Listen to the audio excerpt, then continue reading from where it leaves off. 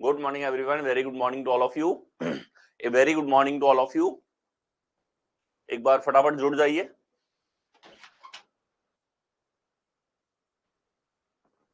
फटाफट से जुड़ जाइए. नंबर बेस्ड रीजनिंग हमारा नेक्स्ट सेक्शन है और संख्याओं के ऊपर आधारित सवाल रीजनिंग में हमेशा से पूछे जाते रहे और कहीं ना कहीं मैथमेटिक्स में जिस लेवल के आपके नंबर से बेस्ड ऑन क्वेश्चंस पूछे जाते हैं उनसे एकदम अलग अलग थॉट प्रोसेस के साथ में और अलग अप्रोचेस के साथ में आपके पास में हो जाता है नंबर बेस्ड रीजनिंग. तो इसका आज एकदम कंप्लीट बेसिक हम लोग देखने वाले हैं. संख्याओं के बारे में आपको कितना पता होना चाहिए, कितना आपको याद रहना चाहिए, वो आप आज देखोगे. ठीक है. क्या क्या आपसे एक्सपेक्टेड है कि एक नंबर विजन आपका क्वेश्चंस के अंदर हो, उसके लिए आपसे जो एक्सपेक्टेशंस है वो ये है कि आज की क्लास में जितना आपको दिया जाता है इसको आपको समय के साथ बार बार रिवाइज करके याद करना है. ये क्लियर बोल रहा हूं मैं, याद करना है, क्योंकि ये चीजें अगर आपको याद होंगी तो आपको नंबर बेस्ड रीजनिंग के अंदर बहुत अच्छे लेवल की स्पीड आपकी निकल के आएगी. साथ ही पूरे मैथमेटिक्स में इसका बहुत ज्यादा एडवांटेज आपको होगा. सो जयराम जी की Bharat, good morning Vikas, good morning Abhijeet, good morning Manoj, good morning Naresh, very good morning to all of you. नमस्ते रमेश. तो देखिए नंबर बेस्ड रीजनिंग जो है संख्याओं के ऊपर आधारित जो आप लोगों से प्रश्न पूछे जाते हैं ये अलग अलग रूप के अंदर आप लोगों से पूछे जाते हैं. बहुत सारे टॉपिक्स नंबर बेस्ड रीजनिंग के अंदर आ जाते हैं जैसे कि simple number analogy, number set analogy, simple number classification, number set classification, आपका न्यूमेरिकल ऑपरेशंस, इसके अलावा मिसिंग नंबर, आपकी नंबर सीरीज, ठीक है, अर्थमेटिकल रीजनिंग. ये सारे के सारे आपके टॉपिक्स हैं जो कि सीधे सीधे संख्याओं के ऊपर बेस्ड ऑन होते हैं. नंबर्स के ऊपर लगने वाले ऑपरेशंस के ऊपर आधारित ये आप लोगों से यहाँ पर सवाल पूछे जाते हैं. और इन क्वेश्चंस को करने के लिए आपको कहीं ना कहीं बेसिक मैथमेटिक्स जो है वो तो आपको आनी ही चाहिए और उसके अलावा बहुत सारी चीजें आप लोगों से एक्सपेक्टेड है एक थॉट प्रोसेस बनाने के लिए, नंबर बेस्ड विजन बनाने के लिए. तो हम लोग इस सेशन के अंदर देखेंगे कि एक पर्टिकुलर नंबर विजन बनाने के लिए आपको क्या क्या करना है. अब सबसे पहले संख्याओं के ऊपर आधारित कितने टॉपिक आप लोगों से पूछे जाते हैं पूरे रीजनिंग के दौरान. ठीक है, कितने टॉपिक्स में ये जो कॉन्सेप्ट आप पढ़ोगे ये कितने टॉपिक्स में काम में आएगा, कितना प्रतिशत बेस आपके पास में होता है जिसके लिए आपको ये सब चीजें याद रहनी चाहिए, वो हम लोग बात करें यहाँ पे. तो नंबर एनालॉजी जो है ये पूरा का पूरा जो है आपके इसी नंबर विजन जो हम लोग यहाँ सीखेंगे इसके ऊपर बेस्ड ऑन होता है. नंबर क्लासिफिकेशन आप जो इस सेशन के अंदर देखने वाले हो, सीखने वाले हो, इसी के ऊपर बेस्ड ऑन होता है. नंबर सीरीज भी, मिसिंग नंबर भी, न्यूमेरिकल ऑपरेशन भी, अल्फा न्यूमेरिक नंबर रीजनिंग भी. ठीक है, तो ये टॉपिक्स है हमारे पास में. इनकी अगर बात की जाए तो प्री लेवल पे सबसे ज्यादा जो परेशान करने वाला भाग होता है रीजनिंग का, प्री में सबसे ज्यादा परेशान करने वाला भाग आपका यही रहता है. ठीक है, ये भाग स्टूडेंट्स को काफी हद तक जो है परेशान करता है. कब? जब आपको ये बेसिक्स क्लियर नहीं होते जो आज के सेशन में क्लियर होंगे. ठीक है, इनमें से मैक्सिमम पोर्शन ऐसा होगा जो आपको याद ही रखना है, मतलब याद के अलावा आपके पास दूसरा विकल्प नहीं है. जैसे स्क्वायर है तो आपको याद रखना है. हाँ, मैं सिखाऊंगा कि उनका फास्ट अप्रोच तुरंत निकालने का क्या है, लेकिन उसके बावजूद भी 60 तक के वर्ग आपको याद रखना है. ठीक है, तो नंबर विजन कैसे आएगा जिससे आप इन टॉपिक्स के अंदर अच्छा कर सकते हैं. ठीक है, अगर इन टॉपिक्स की मैं बात करूं ओवरऑल वेटेज कितना होता है सर इनका, ठीक है, कितना वेटेज हम एक्सपेक्ट कर सकते हैं, तो आप यहां पे लेकर के चलो कि 5 से 7 क्वेश्चन आपके हर एग्जाम में 25 में से पूछे जाते हैं. अगर 25% टोटल पूछे जा रहे हैं तो 5 से 7 तो कम से कम आपको नंबर बेस्ड रीजनिंग के ऊपर आधारित पूछे जाते हैं. यानी कि इंपॉर्टेंट सेक्शन है आपका. लगभग जो है वो 20 से 25% भाग जो है रीजनिंग का वो होता है आपके पास में नंबर बेस्ड रीजनिंग.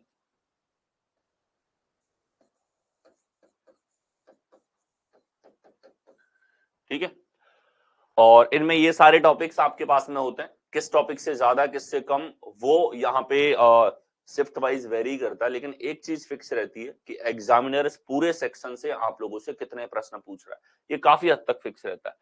मेंस की बात करें तो पिछली बार जो मेंस हुआ है सीजीएल का मेंस और सीएचएसएल का मेंस, तो 5 प्रश्न 30 में से आप लोगों के पूछे गए थे किसमें से, नंबर बेस्ड रीजनिंग के ऊपर. तो ये वेटेज है, इससे आप अनुमान लगा सकते हैं कि ये सेक्शन आपके लिए कितना महत्वपूर्ण है। ठीक है, सबसे ज्यादा जो प्रॉब्लमेटिक रहता है या स्टूडेंट को परेशान कर सकता है, उन टॉपिक में से ये टॉपिक आपके पास में हो जाते हैं। तो चलिए हम वन बाय वन उन बेसिक्स की तरफ बढ़ते हैं, उन बेसिक नंबर नॉलेज की तरफ हम लोग चलते हैं जो आपके अंदर होनी चाहिए। मैं एक्सपेक्ट करूंगा कि आप इसके अंदर जितना कुछ आपको याद करने के लिए दिया जाए उसको बहुत अच्छे से याद कर लें। जैसा मैंने कहा, आज के सेशन में जो आपको याद करने के लिए दिया जा रहा है, इसको आप याद करोगे तो रीजनिंग में तो आपको ये 20-25% मैंने बता ही दिया। इसके अलावा मैथ्स में भी आपका अर्थमेटिक्स का जो पार्ट है उसमें ये संख्याओं की ये नॉलेज आपके बहुत ज्यादा काम आएगी।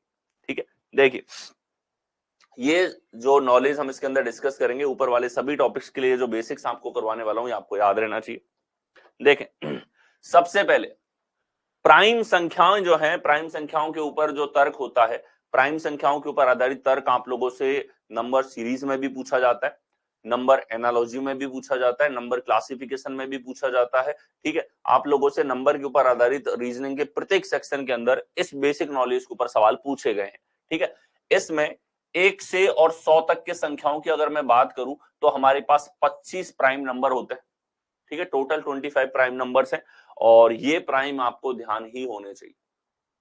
ठीक है, 2, 3, 5, 7, 11, 13, 17, 19, 23, 29, 31, 37, 41, 43, 47, ये 15 हो गए 1 से 50 तक। फिर इसके आगे इसी प्रकार से 100 तक आपको जाना है।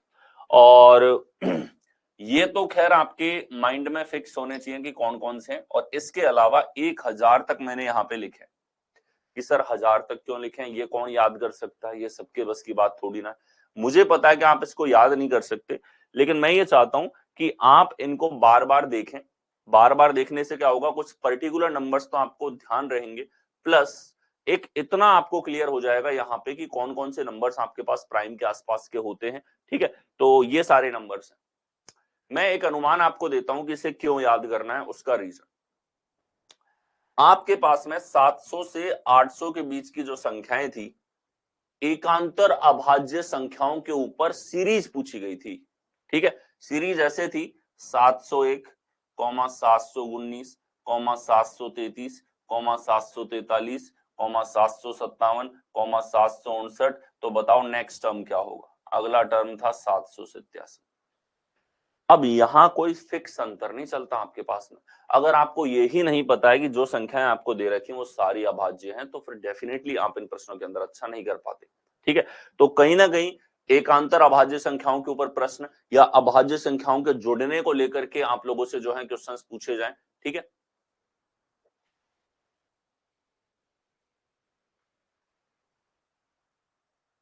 सर 19 के फैक्टर कैसे करें? 19 इंटू 1, 19 तो एक प्राइम नंबर है। ठीक है, तो ये हमारे पास में यहां पर अभाज्य संख्याएं हो जाती। इनमें आपको 200 तक की जो अभाज्य संख्याएं हैं ये तो डायरेक्टली ध्यान होनी चाहिए। अगर ये आपको ध्यान है तो बहुत जगह जहां कैलकुलेशन को अवॉइड किया जा सकता है वहां तुरंत आप देख करके समझ जाओगे कहां कैलकुलेशन आपके पास में यहां पर नहीं होगी। तो ये 200 तक की प्राइम नंबर्स तो आप याद रखो। इसके अलावा आपको 1000 तक के जो प्राइम संख्याएं हैं ये आपकी मल्टीपल टाइम्स देखी हुई होनी चाहिए। ठीक है, नेक्स्ट देखें, अगला जो आपको ध्यान रखने वाली चीज है वो है स्क्वायर नंबर्स। अब नंबर्स के स्क्वायर की हम लोग यहां पे बात करें तो 1 का स्क्वायर हमारे पास 1 होता है, 2 का स्क्वायर 4 है, 3 का स्क्वायर 9 है, 4 का स्क्वायर 16 है, 5 का 25, 6 का 36। आपको कहां तक याद रखना है? तो आप लोगों को याद रखना है 60 तक का वर्ग जो है ये आपको याद होना चाहिए। ठीक है, 60 तक का वर्ग जो है ये आपको बहुत अच्छे लेवल पे याद होना चाहिए। ठीक है, इसमें इसमें कोई दो राय नहीं है। यहां तक के वर्गों के ऊपर सवाल आप लोगों के अभी लेटेस्ट एग्जाम हुई है सीपीओ की, इसमें भी आप लोगों से 53 और 56 के स्क्वायर के ऊपर सवाल पूछा गया। यानी कि अगर आपको पता है इन संख्याओं का स्क्वायर तो आप डेफिनेटली तुरंत जो है वो आंसर वहां पे सोच सकते हो। ठीक है, 64 तक के स्क्वायर, 70 तक के स्क्वायर पे सवाल आप लोगों के बनने लगे। ठीक है, देखो एक नॉर्मल टेंडेंसी है, कंपटीशन है, उनको बेस्ट स्टूडेंट को छांटना है। अब सबको पता है कि 30 तक का स्क्वायर तो हर स्टूडेंट याद करके बैठा है।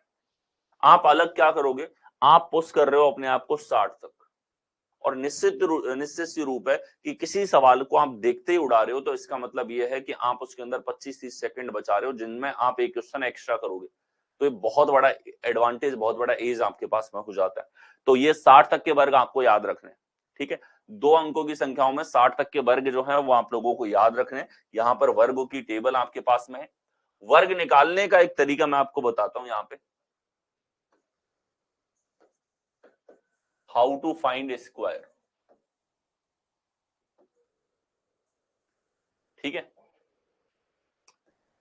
2 डिजिट के जो नंबर्स हैं, ज्यादातर रीजनिंग में आप लोगों को 2 डिजिट के नंबर्स के स्क्वायर ही देखने को मिलते हैं। तो 2 डिजिट के जो नंबर हमारे पास में है, इनके जो हमारे पास स्क्वायर है, ठीक है, उसकी हम लोग यहां पर बात कर रहे हैं।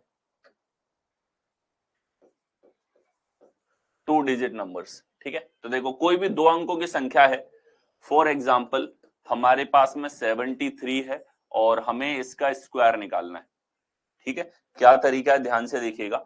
ये 3 हमारे पास में है, इधर 7 हमारे पास में, 2 अंक है, दोनों डिजिट्स को आप अलग अलग लो, ठीक है। अब देखो 3 का वर्ग आपके पास में क्या होगा कि सर ये हो गया हमारे पास 9। इधर लेफ्ट में आप लिखोगे 7 का वर्ग जो हमारे पास में हो जाएगा कितना, 49। तो ये संख्याओं का स्क्वायर आपने यहां पर लिया, ठीक है।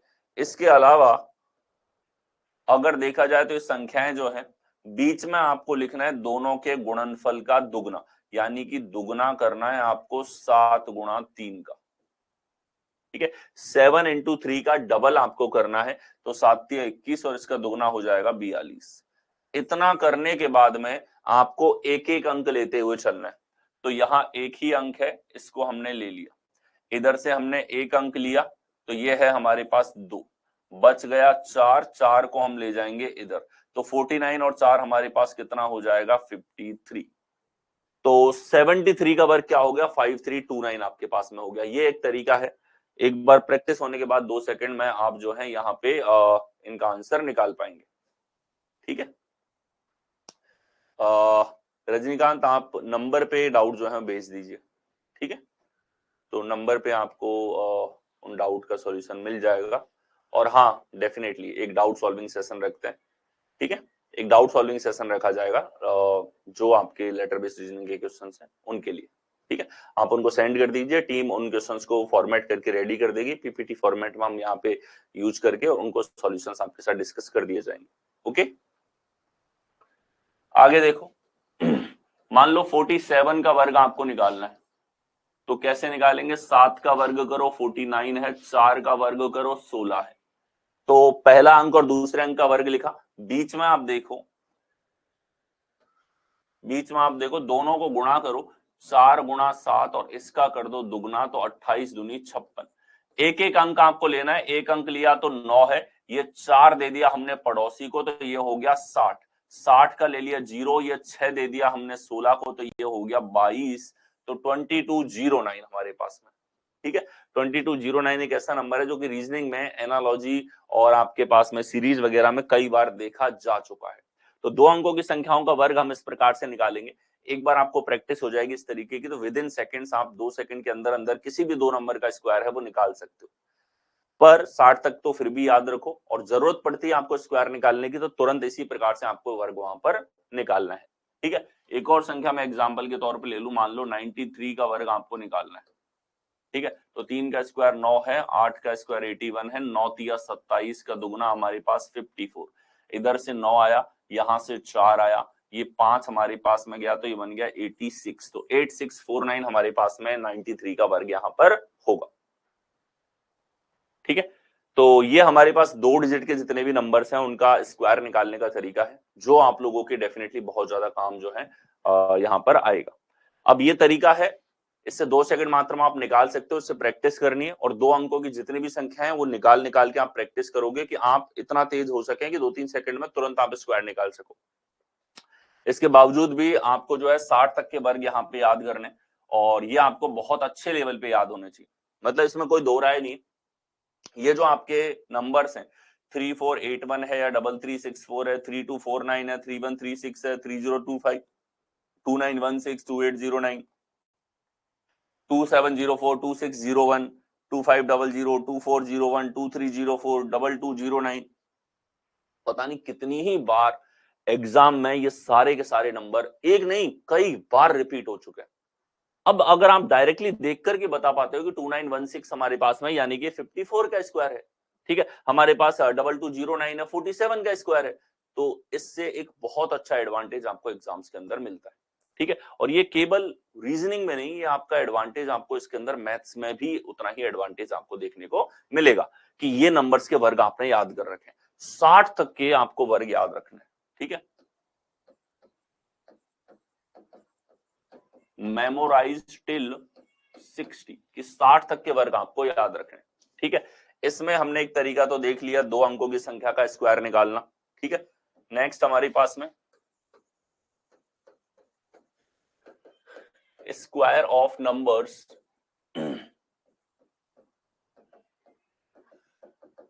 एंडिंग विथ 5, ऐसी संख्याओं का वर्ग जिनके अंत में 5 आता है, जैसे 15 है, 25 है, 35 है, 45 है, 55 है, ठीक है। कैसे इनका वर्ग निकालेंगे, तो इनका वर्ग आप डायरेक्टली कैसे ध्यान रख सकते हो, देखो आपको यहां पर वर्ग निकालते टाइम लास्ट में लिखना है 25, सभी के लास्ट में 25 आएगा, सभी के आखिरी 2 अंक क्या होंगे, 25 आपके पास में होंगे। और शुरुआत के अंक कहां से आएंगे, देखो ये 1 है तो 1 को अगली संख्या से गुणा कर दो, 1 गुणा 2 तो ये हो गया 225। यहां 2 आपके पास में है, इसको गुणा कर दो, 2 गुणा 3 ये हो गया 6 और 6 25। इधर देखो 3 है हमारे पास में, 3 को 4 से गुणा कर दो, 3 चौके 12, आगे लिख दो 25, 12 25। इधर 45 है तो 4 गुणा 5 लिख दो, आगे ये हो जाएगा 20 25। इधर 5 है तो 5 को कॉन्जुगेटिव नंबर से गुणा किया, 5 गुणा 6 25 हमारे पास में यहां पर आ गया, तो 6 पंजे 30, 25 ये हमारे पास में यहां पर हो जाता है 30 25। तो इस तरीके से जिसके अंत में 5 आता है उसका वर्ग आप तुरंत निकाल सकते हो।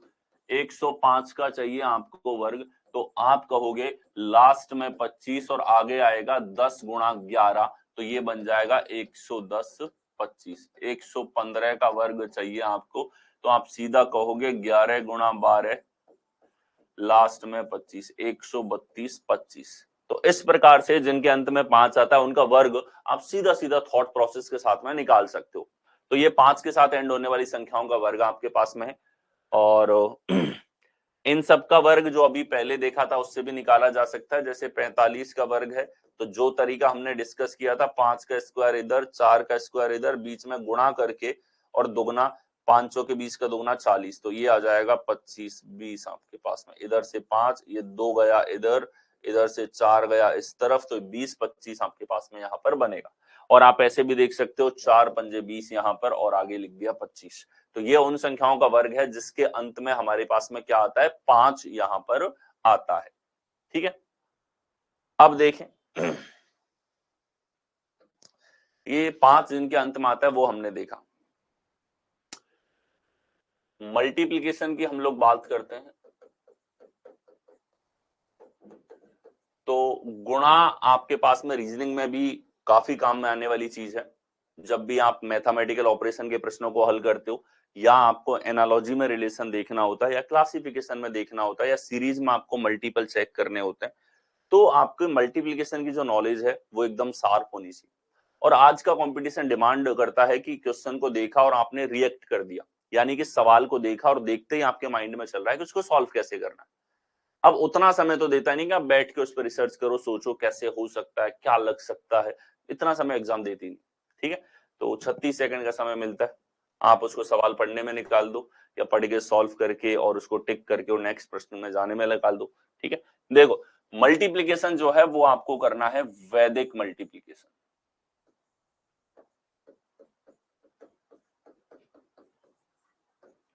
कौन सा करना है, वैदिक गुणा आपको करना है।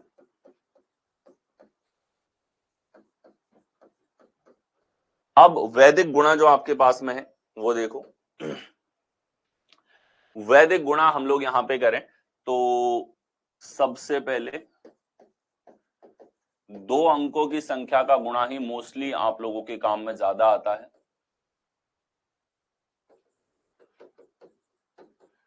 संख्याओं में वैदिक गुणा। देखो वैदिक मल्टीप्लिकेशन की यहाँ पे बात आती है तो हमें दो अंकों की संख्या को गुणा करना है। 47 को हम गुणा करते हैं मान लो 34 से, ये मल्टीप्लिकेशन हमें करना है। ठीक है, दो अंकों की संख्याएं हैं तो बड़ा आसान सा तरीका है और स्कूल वाले तरीके से आप में से ज्यादातर स्टूडेंट अब तक गुणा करते होंगे। ठीक है, उससे भी आंसर आता है। बात आंसर आने की नहीं है, बात है इस टाइम पे स्पीड की। आप अच्छे मेथड्स की तरफ क्यों जा रहे हो? क्योंकि आपको पता है कि एक बहुत अच्छी स्पीड रिक्वायर्ड है। अगर आप सिलेक्शन या अपना जो एम आपने डिसाइड किया है कि यार मुझे ये पर्टिकुलर जॉब जो है वो क्रैक करनी है, तो उस जॉब को पाने के लिए आपको इस लेवल पे मेहनत करनी पड़ेगी, अच्छी चीजें सीखनी पड़ेंगी। ठीक है, और यहाँ इस सेशन में आप जो सीख रहे हो वो मैथ और रीजनिंग दोनों में आपके बहुत अच्छे लेवल पे काम आएगा। तो सबसे पहले यहाँ मल्टीप्लीकेशन होता है 3 स्टेप में। वो 3 स्टेप किस प्रकार से होते हैं तो मैं यहां बना देता हूं। ठीक है, 3 स्टेप है हमारे पास। ये सबसे पहले इस 7 और 4 का मल्टीप्लीकेशन होगा तो 7 चौके कितना हो जाएगा 28। तो इसको हमने लिख दिया यहां पे। बोलो क्लियर है? अगला स्टेप यहाँ लेफ्ट साइड में देखा जाए तो 4 और 3 मल्टीप्लाई होंगे तो 4 और 3 आपस में मल्टीप्लाई होंगे तो 4 तिया 12। बीच में क्या करना है आपको? वज्र गुणा करके ऐड करना है। ठीक है, फॉर एग्जाम्पल 3 गुणा 7 हमारे पास में हो जाएगा 21 प्लस 4 चौके 16 हमारे पास में, तो ये आ जाएगा कितना 37। अब आपको ये मल्टीप्लीकेशन लिखने के बाद ये तुरंत लिख देंगे 7 चौके 28, 4 तिया 12 और 16 और 21 37। इसको लिखने में ज्यादा समय नहीं लगेगा। इसके बाद एक एक अंक लेना है, एक डिजिट लेना है क्योंकि सिंगल सिंगल डिजिट पे ऑपरेशन है। यहां से 8 आपने लिया तो ये 8 आ गया, ये जो 2 है ये यहां चला जाएगा आपके पास, तो 37 और 2 हमारे पास 39 हो जाएगा। 37 और 2 39 हो गया। 39 जो हमारे पास में है इसका 9 आपने यहां पर लिखा और ये 3 जो है ये पड़ोसी के पास में गया तो ये हो जाएगा 12 और 3 15। तो 1598 आपके पास में यहां पर मल्टीप्लीकेशन आ जाता है। ये हमारे पास में वैदिक गुणा का तरीका है, दो अंकों की संख्याओं को जब हम लोग गुणा करते हैं। ठीक है, इसी प्रकार से देखो कोई भी दो अंकों की संख्याओं का मल्टीप्लीकेशन आपके पास में आया है।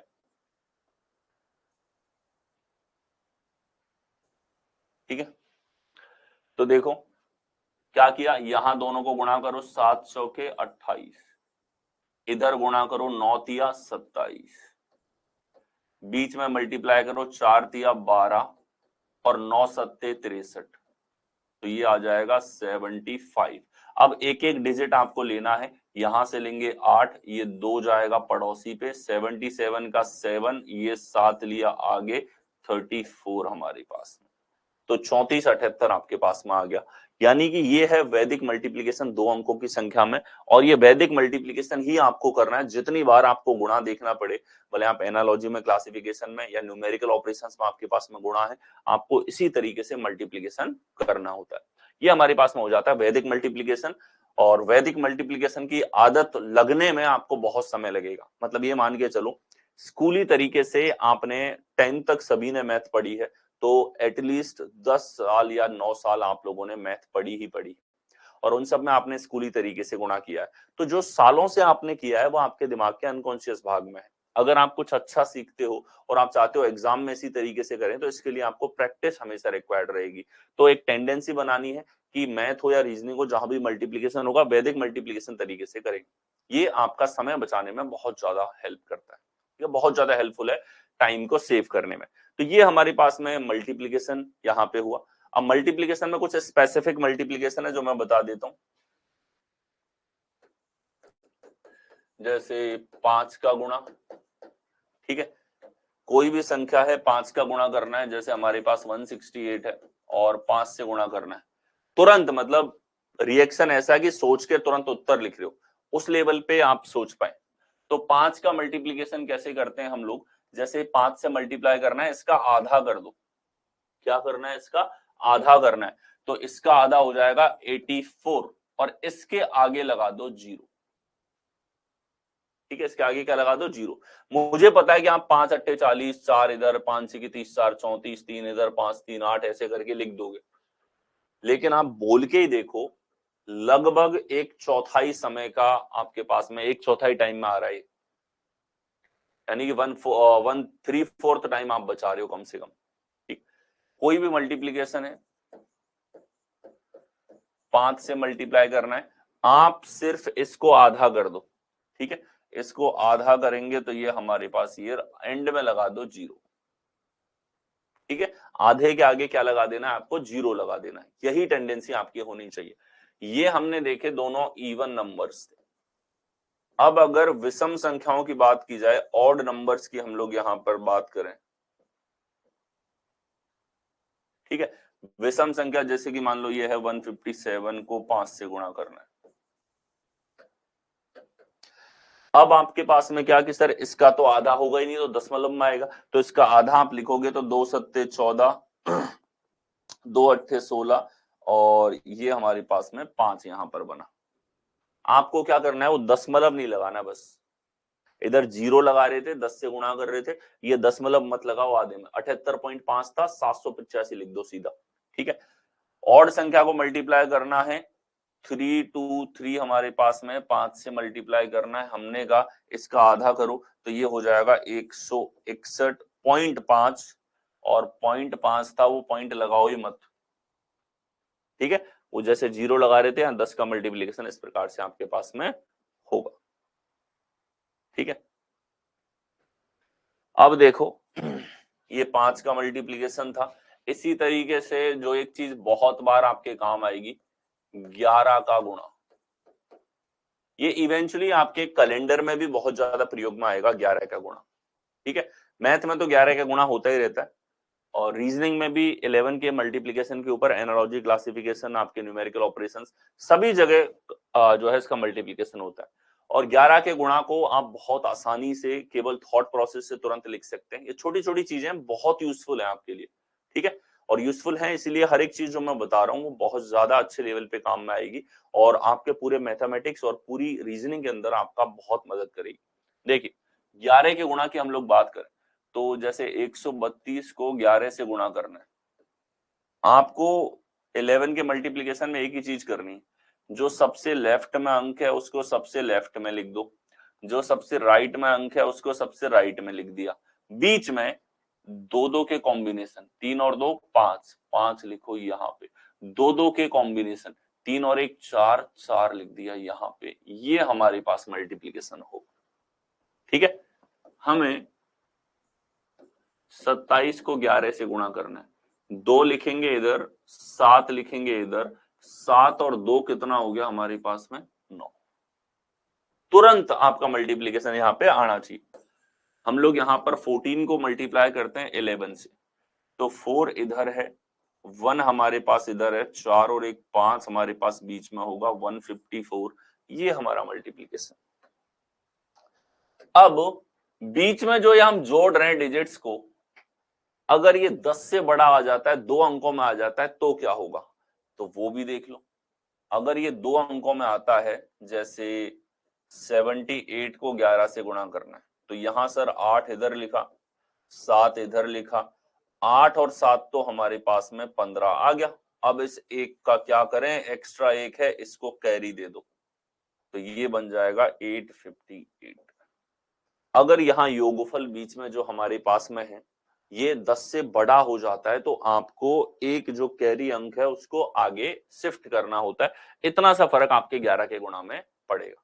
और 11 का मल्टीप्लीकेशन पूरा कैलेंडर तो 11 के गुणा से आपको भर देगा, क्योंकि 11 का गुणा वहां पे कुछ भी कैलकुलेट करोगे 11 का मल्टीप्लीकेशन या भाग आपके पास में चलता है। तो ये चीज आपके बहुत ज्यादा बेहद अच्छे तरीके पे काम में आती है कैलकुलेशन के दौरान। तो 11 का मल्टीप्लीकेशन ये हमारे पास में आप क्विकली कर सकते हैं, काम में आने वाली चीजें आपके पास में यहाँ पर हो जाती है। वैदिक मल्टीप्लीकेशन देखा, कुछ शॉर्ट रूप्स देखे। अब देखो एक और चीज जो आपके काफी ज्यादा काम में आती है,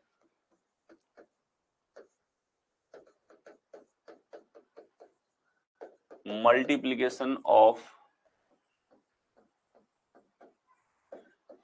कॉन्जिक्यूटिव नंबर्स।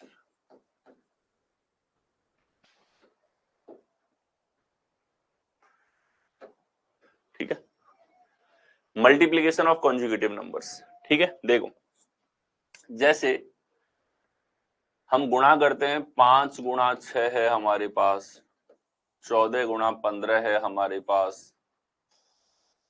या 20 गुणा 21 है हमारे पास में, 32 गुणा 33 है हमारे पास में। ये जो मल्टीप्लीकेशन है कॉन्जुगेटिव नंबर्स का, इसके लिए एक थॉट प्रोसेस है, और इसके लिए थॉट प्रोसेस इसलिए जरूरी है क्योंकि पूरे एनालॉजी में ये वाली चीज आपकी बार बार आएगी। ये जो कॉन्सेप्ट आप देख रहे हो ना, ये पूरे एनालॉजी जो आपको बहुत ज्यादा परेशान करता है, अक्षर के ऊपर, नंबर के ऊपर सादृश्यता, ठीक है, उसके अंदर बार बार इसके ऊपर प्रश्न आप लोगों से पूछे जाते हैं। तो आप देखिए 6 पंजे हमारे पास में कितना हो रहा है, यहाँ पे 30 है, ये तो आप तुरंत देख पाए, लेकिन यहाँ तो आपको 15 गुणा 14 के बारे में सोचने में तो समय लगेगा। तो एक चीज आप देखो, ये 5 गुणा 6 जो है ये बराबर होता है किसके, 5 के स्क्वायर में 5 जोड़ दो, छोटी संख्या के वर्ग में छोटी संख्या जोड़ दो, इसके बराबर। अब आप सोचने मात्र से आंसर लिख पाओगे, 5 गुणा 6 है तो 25 में 5 जोड़ दो, 30 आएगा। ठीक है, 14 गुणा 15 है, 14 का स्क्वायर है 196, 196 में 14 जोड़ दो, 210 आएगा।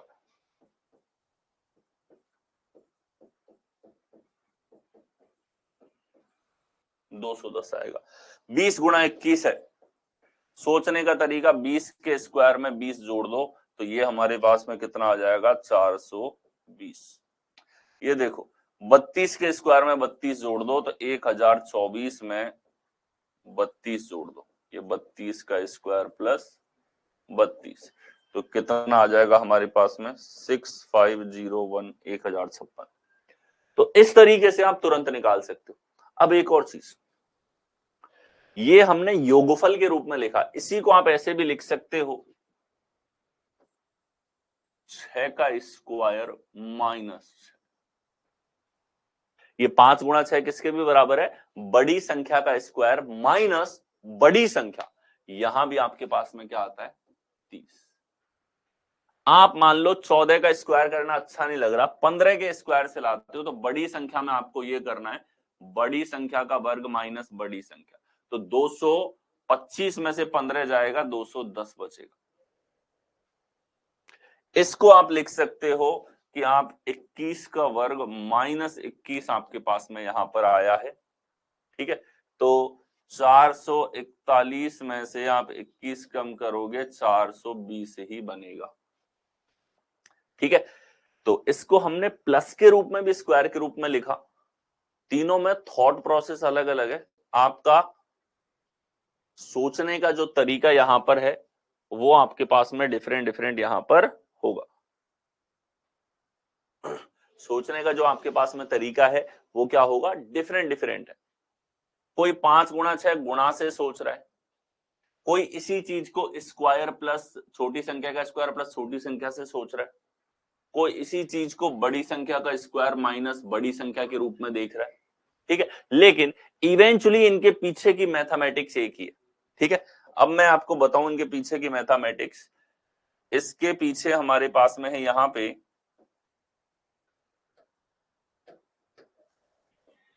n गुणा n प्लस एक कॉन्जुगेटिव नंबर्स थे। कैसे हैं कॉन्जुगेटिव नंबर्स, क्रमागत संख्या ये है। इधर लिखा हमने छोटी संख्या है n, तो n का स्क्वायर प्लस है। इधर हमारे पास बड़ी संख्या है n प्लस एक, n प्लस एक का वर्ग माइनस n प्लस एक हमारे पास। आप देखो n गुणा n प्लस वन को भी अगर ब्रैकेट से गुणा करोगे तो n स्क्वायर प्लस n आ जाएगा, और इसको अगर खोलोगे n प्लस वन के स्क्वायर में से n प्लस वन घटाना है तो ये भी n स्क्वायर प्लस n ही आएगा। दोनों तीनों आपस में क्या हो जाएंगे, इक्वल यहां पे हो जाएंगे। और संख्याओं के बीच में जो रिलेशन है, संख्याओं के बीच में जो ये रिलेशन लग रहा है, आपकी बीज गणित यानी कि एलजेब्रा यहीं से निकली है। ठीक है, एलजेब्रा जो है वो यहीं से आप लोगों की निकली है। तो पूरी एलजेब्रा का जो ये ना कि भाई जैसे त्रिकोणमिति कहां से आई, तो राइट एंगल ट्राइंगल यानी कि जो हमारे पास राइट एंगल ट्राइंगल है उसी की स्टडी को हम कहते हैं त्रिकोणमिति यानी कि ट्रिग्नोमेट्री। इसी तरीके से बीजगणित कहां से आई, कोई ऐसा थोड़ी ना हुआ कि अचानक से किताब ऊपर से टपकी नीचे और उसको पढ़ के सब बीजगणित सीख गए, नहीं। जब संख्याओं का उद्गम हुआ, हमारे पास में प्राकृत संख्याएं, होल नंबर्स, ये सब एग्जिस्टेंस में आई। ठीक है भाई, एग्जिस्टेंस में नंबर कैसे आए? शुरू में थे, अब लोग थे तो बच्चे भी गिनने पड़ते थे, फल फ्रूट पेड़, इनकी गिनती का उनको काम पड़ने लगा। और इनको गिनती, उनकी नेचुरल गिनती कहां से स्टार्ट हुई थी कि अब 1 है, अब 2 हो गए, अब 3 हो गए, अब 4 हो गए। पशुओं को गिनना है, बच्चों को गिनना है, पेड़ों को गिनना है, खाने की चीजों को गिनना है, तो वहां से नेचुरल उनकी गिनने की टेंडेंसी स्टार्ट हुई।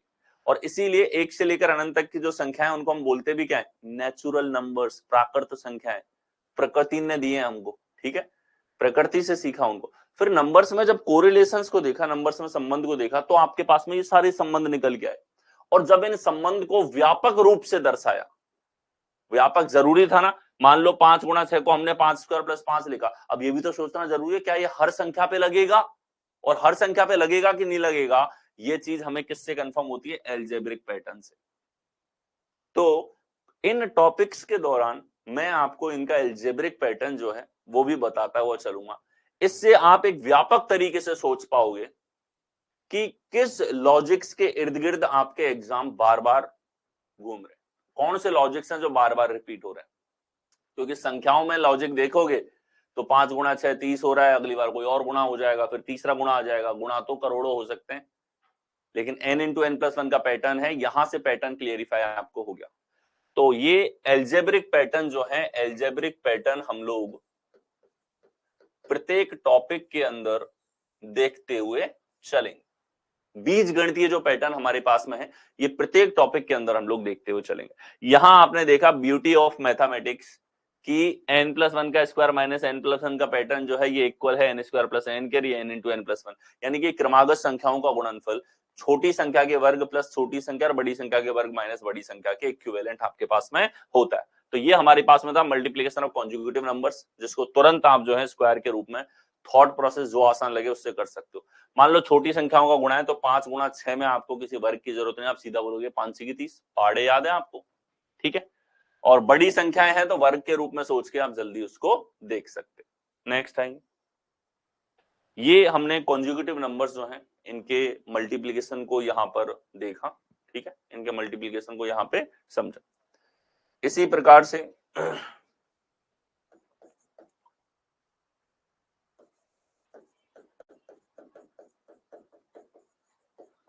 मल्टीप्लीकेशन ऑफ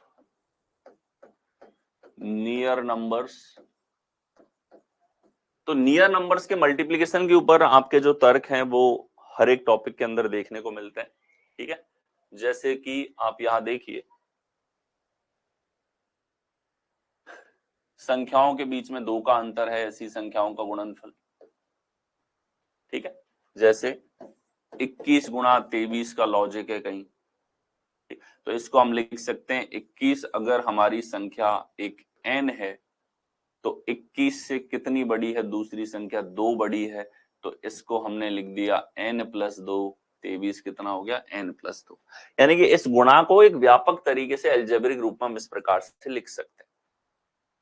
ठीक है, तो जब हम नियर नंबर्स की बात करें, भाई पास पास के नंबर्स हैं हमारे पास में, तो एक गुणा जो आपको बार बार सभी टॉपिक्स में काम में आता है वो होता है n गुणा n प्लस k।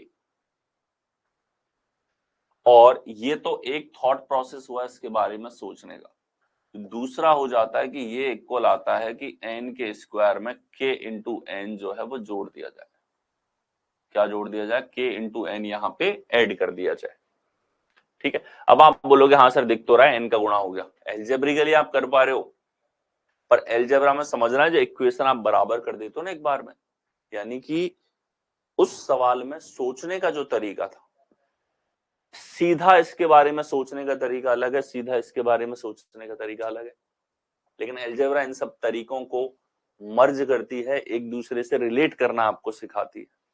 ठीक है, अब देखो एन स्क्वायर प्लस के एन है, एन इंटू एन प्लस के हमारे पास में है। ठीक है, ये भी एक स्टैंडर्ड ऐसा फॉर्मेट है जिसके ऊपर आपके बार बार प्रश्न आते हैं कि दो संख्याएं जिनके बीच में कुछ k का अंतर है उनके मल्टीप्लिकेशन को कैसे लिखा जाए। तो इसको दो तरीके से देख सकते हैं, एक तो इस प्रकार से, दूसरा इस तरीके से, ठीक है। और इस तरह के पैटर्न आपको पूरी रीजनिंग के दौरान जब आप एनालॉजी और क्लासिफिकेशन करेंगे तो बहुत ज्यादा काम में आने वाले हैं, ठीक है। इसके बाद आगे चलते हैं हम लोग।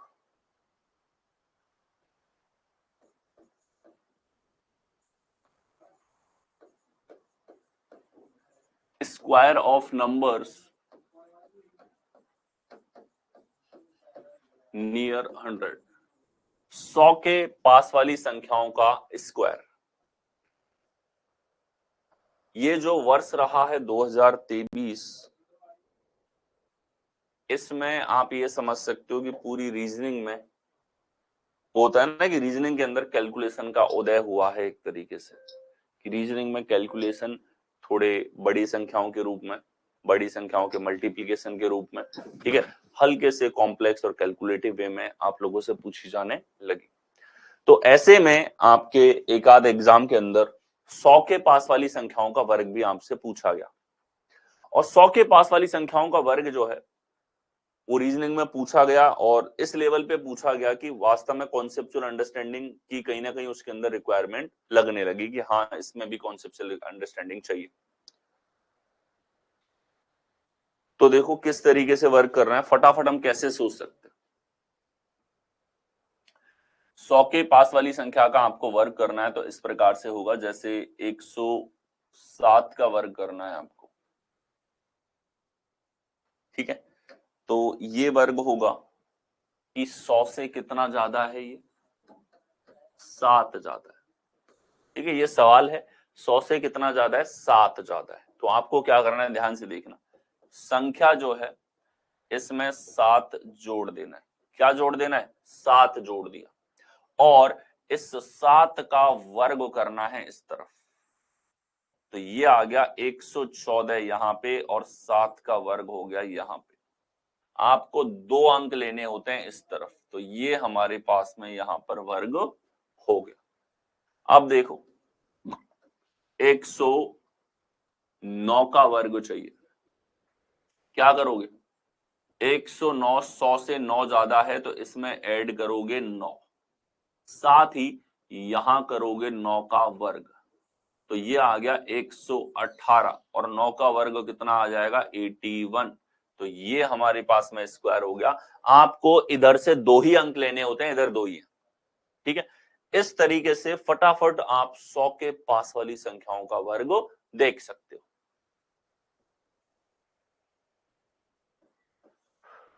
मान लो 103 का वर्ग चाहिए, तो आपने कहा 100 के पास की संख्या है, इसका वर्ग तुरंत क्या होगा, इस 103 में 3 जोड़ दो और इधर 3 का वर्ग कर दो 9। अब मैंने कहा कि यहां हमें 2 अंक लेने होते हैं, कितने अंक, 2 अंक। अगर 2 अंक लेने होते हैं, अभी तो एक ही अंक है, क्या है, एक ही अंक है। अगर 2 से ज्यादा होते तो कैरी चला जाता, लेकिन यहां तो एक ही है, और ऐसे में आपको 2 अंक यहाँ पे लिखने होते हैं। तो ये पहली संख्या हमारे पास में होगी यहाँ पे 0, तो 10609 हमारे पास में वर्ग यहाँ पर हो गया। तो ये वर्ग निकालने का आपके पास में तरीका हो जाता है फटाफट थॉट प्रोसेस से, ठीक है। अब मान लो 111 का वर्ग निकालना है, हल्की सी दूर हो गई 100 से, लेकिन तरीका पूरी तरह कार्य करेगा इस पे। 111 में 11 जोड़ो और इधर 11 का वर्ग कर दो, तो ये हो गया 121, और 11 का वर्ग हो गया हमारे पास में यहाँ पे, ये हो गया 122, इधर 11 का वर्ग हो गया 121। अब क्योंकि हमें 2 अंक ही लेने थे, लेकिन यहां एक तीसरा अंक एक्स्ट्रा आ गया, तो इसको कैरी भेजेंगे, तो ये बनेगा 123 21। क्या बनेगा, 123 21 आपके पास में यहां पर बनेगा, ठीक है। ये हमारे पास 100 के पास के जो नंबर्स यहां पे हो जाते हैं, उन नंबर्स का मल्टीप्लीकेशन हो गया। अब ये प्रश्न आपके जो है मैथ्स में तो बहुत ज्यादा यूजफुल है ही है। जैसे SICI पढ़ते हो कि अगर ब्याज की दर 7% है और 2 साल आपको ब्याज मिलता है, साधारण ब्याज है तो 7 और 7 14% हो गया, चक्रवर्ती ब्याज है तो आपके पास में कितना हो जाएगा, 2 साल में मिलेगा 14.49। अगर ब्याज की दर 9% है तो 2 साल में मिलेगा 18.81% चक्रवर्ती ब्याज। ठीक है, इसी को आप ऐसे देख सकते हो, अगर किसी संख्या में क्रमागत वृद्धि होती है तो 2 क्रमागत वृद्धियों के बाद में जो 109 था, ठीक है, क्रमागत वृद्धि के बाद में कितना हो जाएगा, 118.81।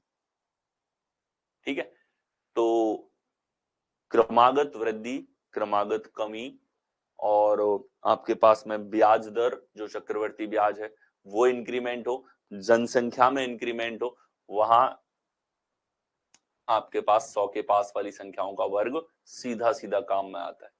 ठीक है, तो गणित में उपयोगी है और रीजनिंग में भी इसके ऊपर प्रश्न जो है कई बार पूछे गए, 2023 में ज्यादा पूछे, तो ये कॉन्सेप्ट आपका जानना जरूरी था। सीधा सीधा इस प्रकार से वर्ग निकालोगे। ठीक है, अब आता है नेक्स्ट,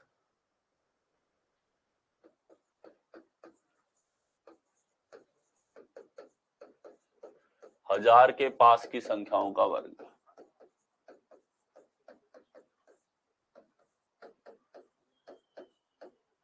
ठीक है, जैसे 1002 का वर्ग हमको देखना है। आए हैं ये प्रश्न CHSL के अंदर इस बार पूछे गए हैं। ठीक है, CHSL की परीक्षा में पूछे गए और स्टेट लेवल पे एक आध एग्जाम यूपी की हुई है, उनके अंदर भी ये प्रश्न रहे। तो ये कॉन्सेप्चुअल डिमांड मांगते हैं आप लोगों से, गुणा करके मेहनत तो उनको भी नहीं करवानी आपसे इतनी ज्यादा। जैसे 1002 का वर्ग निकालना है, अब इसको कई तरीकों से कर सकते हैं। एक तो जो अभी मैंने बताया आपको अंकों के आधार पर, दो दो अंक अलग करके भी आप इसको कर सकते हो, दो दो अंक में तोड़ करके। तो पहला तरीका है 10 का वर्ग हो गया 100, 2 का वर्ग हो गया 4 और बीच में गुणा करके दुगना कर दो, 10 गुणा 2 20, 20 का दुगना 40। अब आपको दो दो अंक लेते हुए चलना है, क्योंकि यहाँ पे दो दो अंक लिए आपने, तो दो दो अंक लेते हुए चलो। यहाँ एक ही अंक है तो इसके आगे लगाएंगे 0, तो उत्तर आ जाएगा, ये हमारे पास आंसर होगा। दो दो अंक आपको लेते हुए चलना होता है। कितने? दो दो अंक आपको लेते हुए चलना होता है। ये वही तरीका है जो वर्गों का आपको 2 अंकों की संख्याओं में वर्ग मैंने आपको आज बताया। ठीक है, और 4 अंकों की संख्या यानी कि आप 10,000 तक की संख्याओं का वर्ग लोगे तो भी आप कुछ एक सेकंड में इस तरीके से वर्ग निकाल सकते हो। ठीक है, वैसे बहुत कम काम में आता है बट आप निकाल सकते हो, ये मैंने बताया। लेकिन जब हम दो दो अंक लेते हैं तो यहाँ भी दो दो अंक लेने होते हैं, और जब हम एक एक अंक यहाँ पे लेते हैं तो एक एक अंक आपको लेना होता है। ठीक है, अब इसको आप ऐसे देख सकते हो। ठीक है, एक और ले हम लोग यहाँ पे 1005 जो है इसका वर्ग, तो सर दो दो अंक ले लिए, 5 का वर्ग 25, 10 का वर्ग 100, बीच में गुणा करो, 10 पंजे 50, 50 का दुगुना 100। अब आपको दो दो अंक लेने हैं, तो दो अंक लिए यहाँ से 25, यहाँ से दो अंक लिए 00, यहाँ से एक गया, इसके बाद 101 आ गया, 101 00 25 आपके पास में यहाँ पर बना। ठीक है, तो ये हमारे पास में तरीका होता है। अब ये तो वही तरीका हो गया कि अलग अलग आपने अंकों को लेकर के देखा, दो दो अंकों के युग्म हमने बनाए। इसके अलावा आप इस प्रकार से भी कर सकते हो, 1002 जो है 1000 से कितना ज्यादा है, 1000 से 2 ज्यादा है। तो ध्यान से देखना, सीधा सीधा लिखो, 1002 में 2 जोड़ दो और इधर 2 का क्या कर दो, वर्ग कर दो। कितना आएगा, यह आ गया 1004 और यहां आ गया आपके पास में 4। लेकिन यहां हमारे पास में थी संख्या 1000, तो आपको 3 अंक लेने हैं। यहां पे 3 अंक बनाने के लिए 2 जीरो लगा दिए। 3 से ज्यादा होते तो कैरी दे देते, 3 से कम है 0 लगा दिए। इसी प्रकार से 1007 का वर्ग करना है तो आप करेंगे 1007 के अंदर आप 7 जोड़ दो और इधर 7 का वर्ग कर दो, तो ये आ गया 1014 और यहां आ जाएगा 49। कितना आ जाएगा? 49। हमें 3 अंक लेने हैं इस तरफ, क्योंकि 1000 के पास वाली संख्या है, 0 लगा देंगे तो 1014 049। ठीक है, इसका हम लोग देखते हैं इसी प्रकार से, तो हम कहते 1005 में 5 जोड़ो और 5 का वर्ग कर दो, तो ये 1010 हो गया। इधर 5 का वर्ग 25।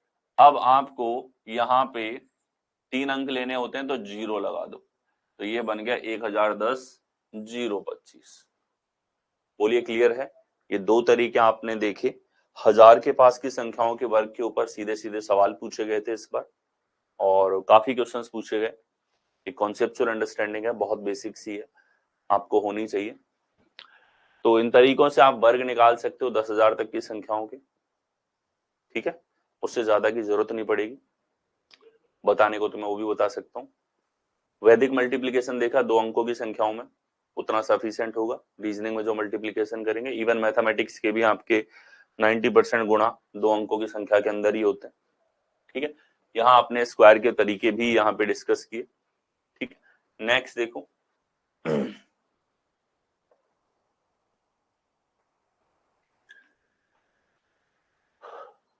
अगला है हमारे पास में क्यूब।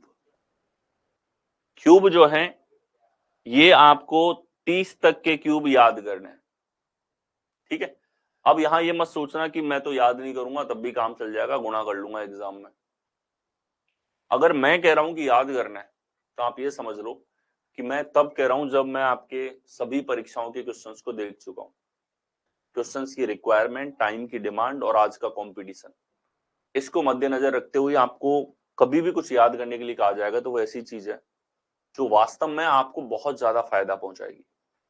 तो क्यूब संख्याएं जो हमारे पास में है, जैसे 1 का क्यूब आपके पास 1 है, 2 का क्यूब 8 है, 3 का क्यूब 27 है, 4 का क्यूब 64 है, 5 का क्यूब 125 है, 6 का क्यूब 216 है, 7 का क्यूब 343 है, 8 का क्यूब 512 है, 9 का क्यूब 729 है, 10 का क्यूब 1000 है, 11 का क्यूब 1331 है, 12 का क्यूब 1728 है, 13 का क्यूब 2197 है, 14 का क्यूब 2744 है, 15 का 3375 है, 16 का 4096 है, 17 का 4913 है, 18 का 5832 है, 19 का हमारे पास 68 है, 20 का स्क्वायर 8000 है, 20 का क्यूब, 21 का क्यूब 9261 है। ठीक है, ये ऐसी संख्याएं हैं जो पूरे मैथ्स में और रीजनिंग में आपको घनी बार दर्शन दे चुकी हैं और आगे भी देंगी। ठीक है, 22 का क्यूब 10,648, 23 का क्यूब 12,167, कई बार एग्जाम में आ चुका है। 24 का क्यूब 13,824, 25 का क्यूब 156-25, कई बार एग्जाम में आ चुका है।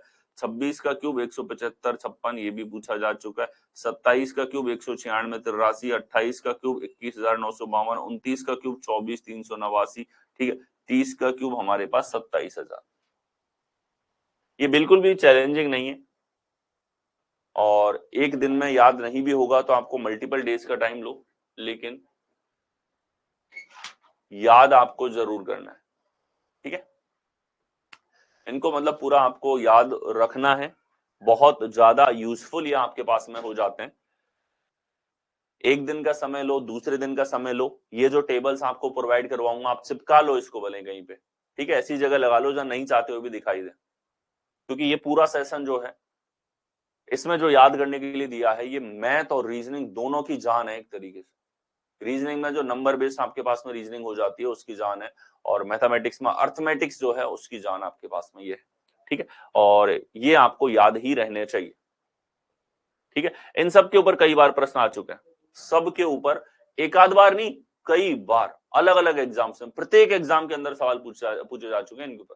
ठीक है, आपके state level exam, UP, Bihar, Jharkhand के एग्जाम हो, या आपके पास में एसएससी का कोई भी एग्जाम है, ठीक है, आपकी सेंट्रल एसएससी के एग्जाम है, SSC, CGL, CHSL, MTS, GD, steno, CPO, phase, ये एग्जाम आपके पास में है, या रेलवे का कोई भी एग्जाम है आपके पास, एनटीपीसी है, ग्रुप डी है, एएलपी है, या आपके पास में जो है स्टेट लेवल एग्जाम्स है, प्रत्येक एग्जाम के अंदर एक आध बार नहीं, सैकड़ों बार इनके ऊपर प्रश्न है, ये याद ही आपको रखना है यहाँ पे, ठीक है, क्यूब जो है इनको याद ही आपको रखना है। सो आज के लिए इतना ही।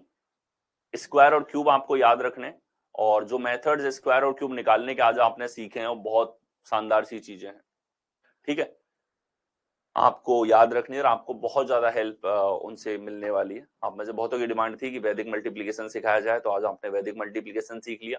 वैदिक मल्टीप्लिकेशन के अलावा स्क्वायर और क्यूब तो याद करने, स्क्वायर निकालने के डिफरेंट मेथड्स, 11 और 5 के मल्टीप्लिकेशंस, कॉन्जुगेटिव नंबर्स के मल्टीप्लिकेशन, बहुत तरह की चीजें आप लोगों ने सीखी। जैसा मैंने कहा कि जो भी सिखाया जा रहा है उसकी खुद से प्रैक्टिस करो, वो चीजें आपको माइंड में आनी चाहिए। एक नंबर के बारे में विजन आपका डेवलप जो है वो होगा इन टॉपिक्स के अंदर, और उसके लिए जो बेसिक्स रिक्वायर्ड है वो आप इस क्लास के अंदर हमने डिस्कस किया, ठीक है। तो आई होप आपने काफी कुछ नया सीखा होगा और आपको मजा भी आया होगा सेशन के अंदर। मिलेंगे हम लोग नेक्स्ट सेशन के अंदर जो आपका होने वाला है मंडे को। Okay, so that's it, thank you so much.